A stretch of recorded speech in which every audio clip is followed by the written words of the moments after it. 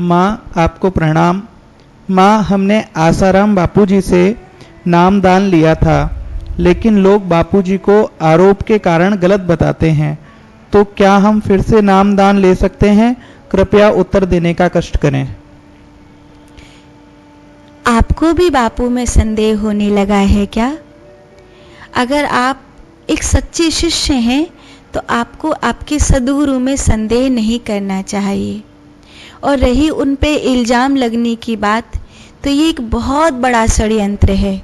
ये एक विदेशी षड्यंत्र है। जैसे मैंने अभी आपसे कहा कि मैं आदिवासी लोगों के बीच में गई, आपको पता है हमारे पास भी धमकियां आने लग गईं, हमारे पास फ़ोन कॉल आने लग गए कि पंडाल में ज़्यादा जय श्री राम कराने की ज़रूरत नहीं है। ऐसे ऐसे फ़ोन कॉल आने लग गए कि यहाँ पर आकर क्या करने के लिए आए हैं आप, यहाँ क्यों यहाँ पर ये आग लगाने का काम कर रहे हैं, यहाँ पे जय श्री राम वगैरह बोलने की ज़रूरत नहीं है, यहाँ पर क्यों आए हैं आप।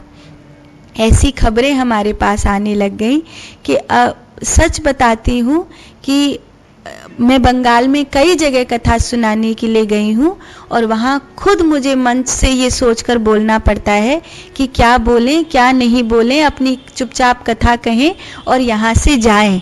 ऐसा वहाँ पर कई बार स्थितियाँ पैदा हुई हैं। तो जब बापू ने बहुत सारे लोगों का जो घर वापसी है वो कराया और धर्म परिवर्तन कराने वाले लोगों का पर्दाफाश किया, जब उन लोगों को उन्होंने उजागर किया जो विदेशी फंड ला ला कर हमारे देश में षड्यंत्र को कामयाब बना रहे हैं, तो उनके खिलाफ एक टीम बैठी।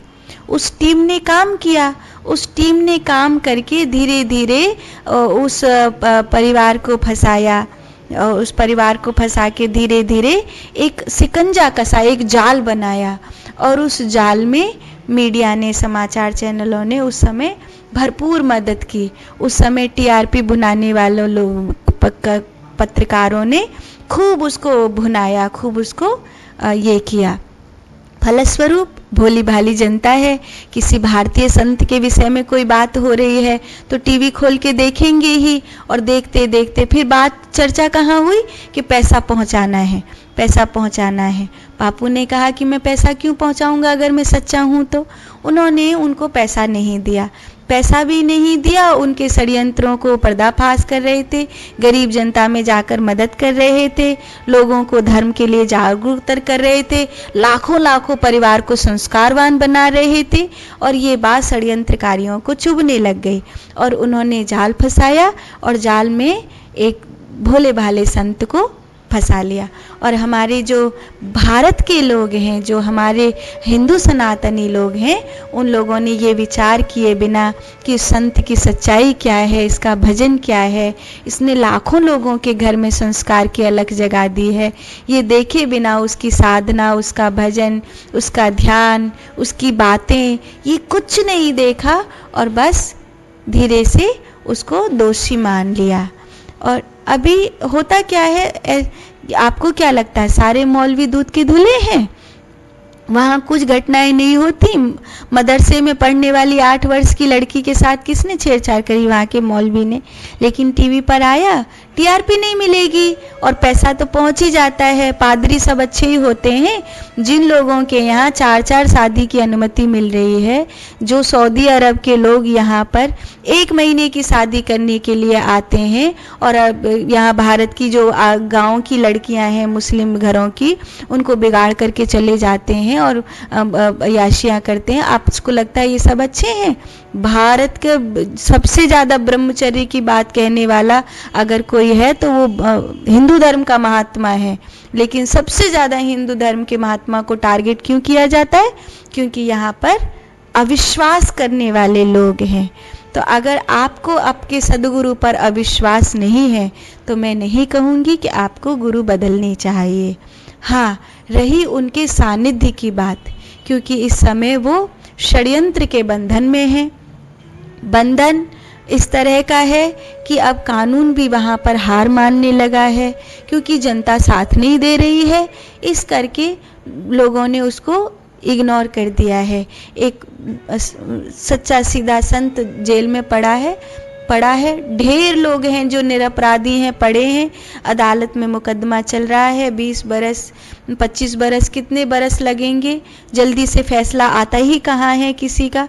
कोई अपराधी का फैसला आते आते लगता है कि किसी ने किसी की हत्या करी थी, अभी उसकी हत्या करी और वो मौज मार रहा है, और जिस बेचारे का परिवार बिखर गया वो मुकदमा लड़ रहा है। तो ये हमारे यहाँ बहुत लचर व्यवस्था है कि इंसाफ आने में कितने साल लग जाते हैं, जब तक कि वो आदमी बेचारा इंसाफ मांगते मांगते मर जाता है, उसका परिवार बेचारा खोखला हो जाता है। तभी कभी इंसाफ आएगा। उतने बीच में उनके जो शिष्य हैं, जैसे आपने कहा बापू के शिष्य हैं, उतने बीच में अपनी गुरु का सानिध्य नहीं मिल रहा है।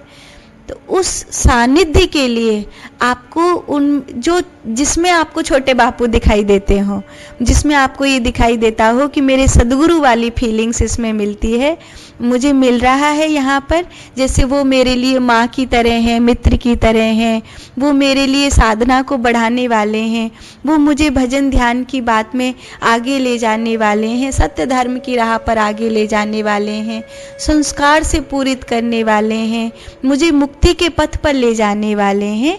तो सानिध्य के लिए आप उन संत का आश्रय लीजिए और आपको आपके सद्गुरु की सौगंध, आपको आप सानिध्य के रूप में ऐसे कोई न कोई महापुरुष मिल जाएंगे, जिनके पास बैठकर आपको ऐसा ही लगेगा कि ये बात मेरे बापू ही कह रहे हैं, ये बात मेरे गुरुजी ही मुझे बता रहे हैं, और इसी से आपका कल्याण हो जाएगा। साधु।